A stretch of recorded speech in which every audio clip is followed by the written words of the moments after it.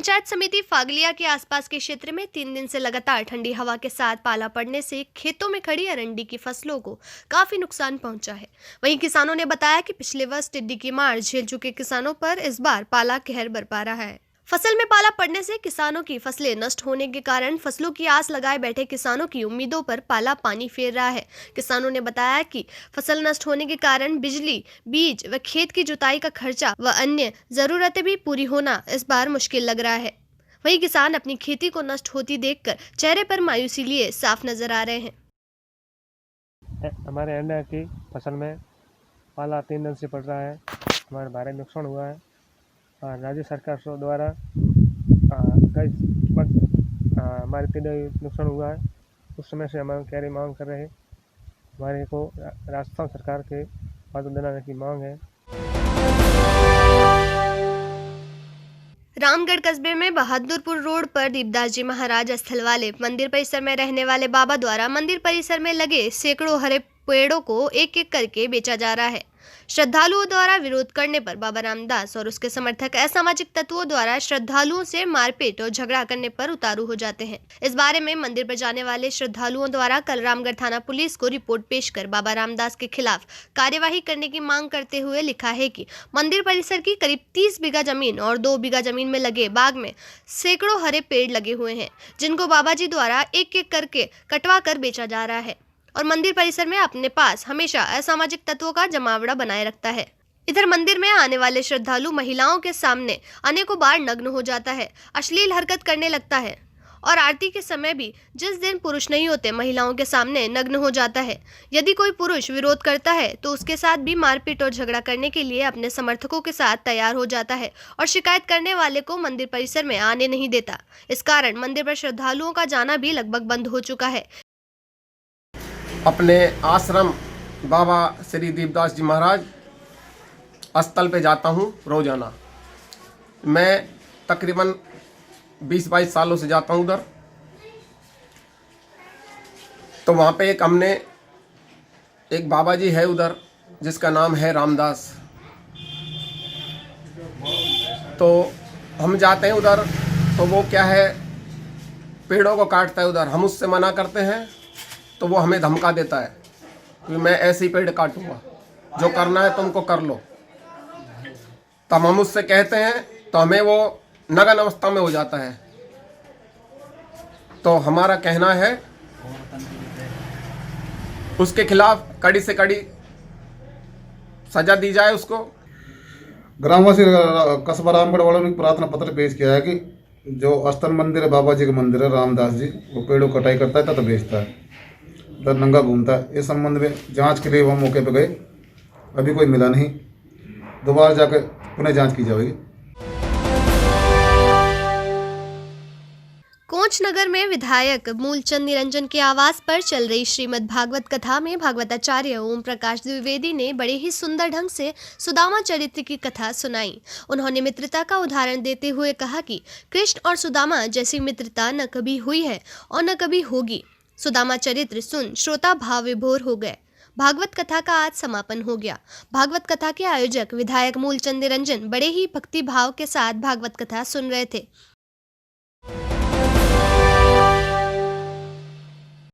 कोंच ईदगाह committee की एक बैठक पत्रकार अशफाक खान के आवास पर संपन्न हुई। इस दौरान ईदगाह कमेटी के पदाधिकारी व सदस्य भी मौजूद रहे। मौजूद लोगों ने सर्वसम्मति से मरहूम अब्दुल समद खां लंबरदार के बड़े पुत्र शमशाद खां को सदर बनाया गया। बैठक में सभी ने मरहूम अब्दुल समद खां लंबरदार के निधन पर 2 मिनट का मौन धारण कर गहरा शोक व्यक्त किया। इस मौके पर शमशाद खां ने कहा कि जो जिम्मेदारी मुझे सौंपी गई है उसका वह पूर्ण निष्ठा के साथ पालन करेंगे। ईदगाह कमेटी के लोगों ने जो हमको दिया है पद सदर ईदगाह कमेटी का, और हमारे वाले साहब जो करते रहे मरहूम अब्दुल समद खां नंबरदार, उन्होंने जो ईदगाह के लिए किया है उसको हम बखूबी उनके काम को पूरा करेंगे।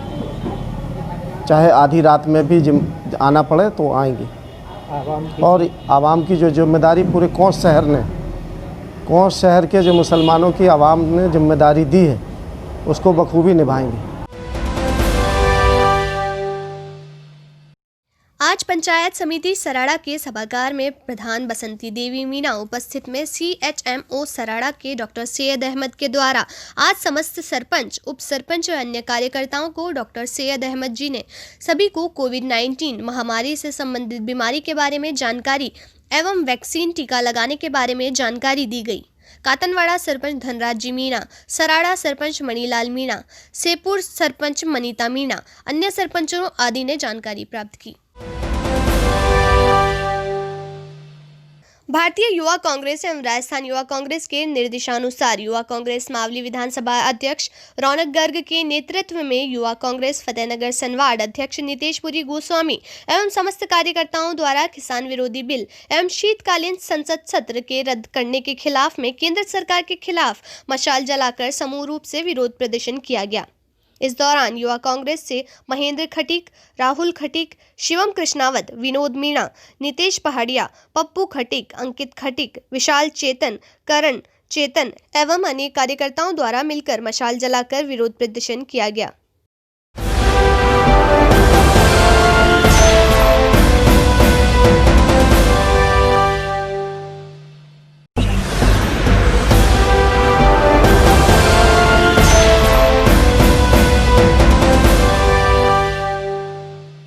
कश्मीरवासियों को, प्रदेशवासियों को मेरी तरफ से नववर्ष की हार्दिक बधाइयाँ और शुभकामनाएं।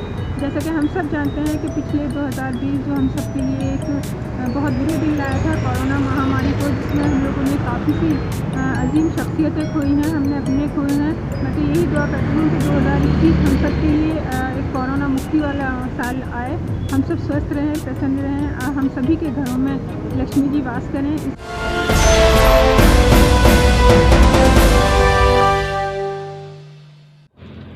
नमस्कार, मैं सुखदेव भट्ट AK न्यूज़ में आपका स्वागत है। आज हमारे साथ में विराजमान है सरपंच साहब महेंद्र सिंह जी मजेवड़ा साहब, जो आप अपने जो भी ये विचारधारा के साथ में आम जन के साथ जुड़ना चाहते हैं। तो महेंद्र जी बताइए।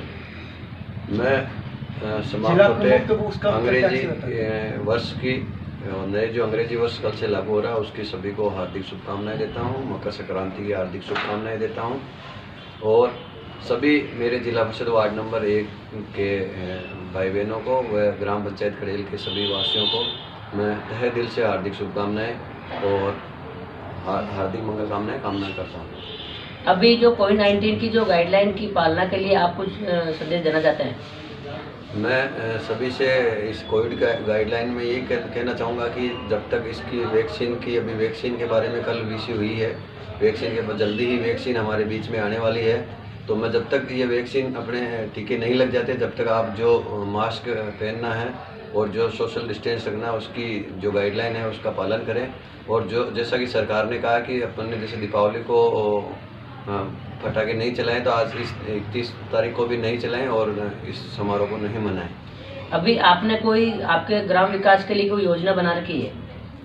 ग्राम विकास के लिए जो हमने पिछले 5 सालों में जिस तरह से ग्राम पंचायत गड़ेल में काम किया था उसी की तर्ज पर अब जो मेरा जिला परिषद वार्ड नंबर 1 है उनकी सभी 10 पंचायतों में उसी तर्ज पर कार्य करने की कार्य योजना बना दी है। अभी आपके जो पार्टी की ओर से आपका बहुत अच्छा रुझान रहा है, तो आप पार्टी वाले आपसे कुछ उम्मीद रखते हैं कि भाई आप उनका किस तरह से आधार व्यक्त करना चाहेंगे? मैं जो कुछ हूँ वो पार्टी की बदौलत हूँ। मैं एक सामान्य घर से, सामान्य किसान परिवार से सामान्य आदमी था और आज जिस स्थिति में हूँ जिले में, प्रदेश में, वो पार्टी की बदौलत हूँ। मैं इसके लिए भारतीय जनता पार्टी का तहे दिल से आभार प्रकट करता हूँ कि भारतीय जनता पार्टी ने एक मुझ जैसे छोटे से कार्यकर्ता को भी पहचान की और इस स्तर तक लेके आए।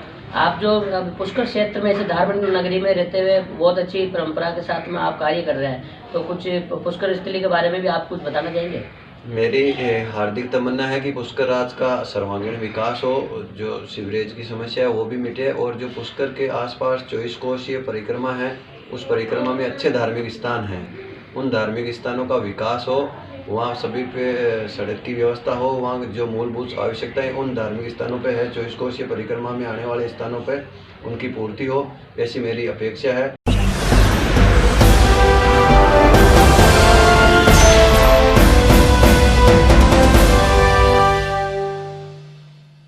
नमस्कार। नमस्कार, मैं सुखदेव भट्ट, एके न्यूज अजमेर से। आज हमारे साथ में विराजमान है राजेंद्र सिंह जी।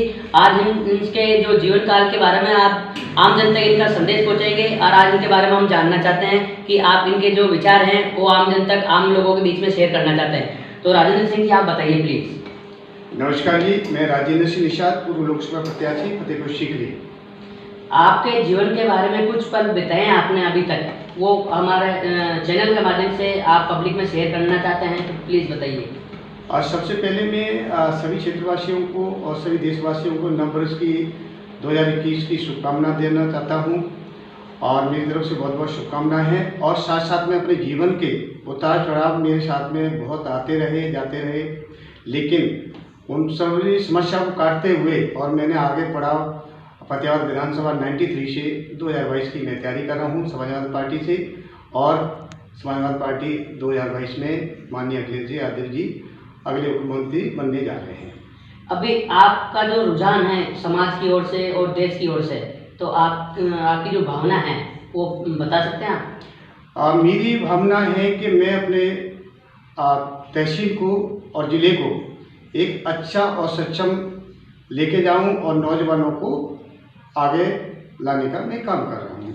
आपका जो समाज और देशवासियों के लिए कोई संदेश है कोविड-19 के लेते हुए? मैं निषाद समाज से हूँ और मेरा मिशन ये है कि निषाद समाज में जितना ज़्यादा से ज़्यादा लोग सक्रिय हों और अपने क्षेत्र के लिए काम करें, अपने ज़िले के लिए काम करें, उतना ही हमारा एक विकास होगा। आपने जो समाज सेवा के लिए जो प्रेरणा मिली है तो वो बताइए आप थोड़ा। मैं समाज सेवा के लिए प्रेरणा जो ली है उसका उद्देश्य ये है कि मैं अपने क्षेत्र को फतेहाबाद विधानसभा और बाहा विधानसभा और आगरा जिले को मैं एक अच्छा और सक्षम बनाना चाहता हूँ, जिससे अपने क्षेत्र का नौजवान एक बाहर काम करने के लिए जाए। अपने फतेहाबाद विधानसभा 93 में एक इंडस्ट्री एरिया, लोगों के रोजगार आएंगे तो अपने क्षेत्र का विकास अवश्य होगा और अपने नौजवान एक बाहर काम करने के लिए नहीं जाएंगे। आपने अपने जीवन के अंदर कोई गुरु बनाया है जो इसके बारे में बता सकते हैं? सबसे पहले मेरे जो माता पिता हैं जिन्होंने मेरे को जन्म दिया है, मेरे पिताजी का नाम श्री लालाराम जी हैं और वो मेरे गुरु हैं। और शिक्षा गुरु मेरे माननीय सुखदेव वर्मा PCS जी, जो अभी फैजाबाद से सीनियर ऑडिटर हैं, वे मेरे शिक्षा गुरु हैं। बाकी जगत पिता मेरे फादर हैं, जो आज उनकी पहचान से मैं इस मुकाम पे हूँ। वैसे आपका जो है परिवार के बारे में आप आम जन को बताना चाहते हैं कि आपका फैमिली बैकग्राउंड या आपका जो है समाज के अंदर आने का उसका मकसद बताइए आप। मैं एक गरीब परिवार से हूँ। मेरा जो बैकग्राउंड है किसान परिवार से हूँ और बहुत गरीब परिवार से हूँ। मैं 15 साल की उम्र से अपनी इस गरीबी को उद्धार होने के लिए मैंने अपना क्षेत्र को छोड़ दिया था और आज मैं उस मुकाम में हूँ। आप लोगों की चैनल के माध्यम से पूरे देश को संदेश देना चाहता हूँ कि आज उस गरीबी से मैं निकल करके आया हूँ।